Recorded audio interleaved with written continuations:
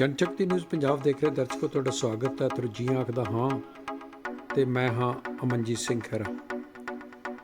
ਖਬਰ ਹੈ ਦਿੱਲੀ ਤੋਂ, ਜਿੱਥੇ ਦੁਬਈ ਤੋਂ ਆ ਰਹੇ ਨਵੇਂ ਆਈਫੋਨ 16 ਪ੍ਰੋ ਵੱਡੀ ਗਿਣਤੀ ਦੇ ਵਿੱਚ ਜ਼ਬਤ ਕੀਤੇ ਗਏ।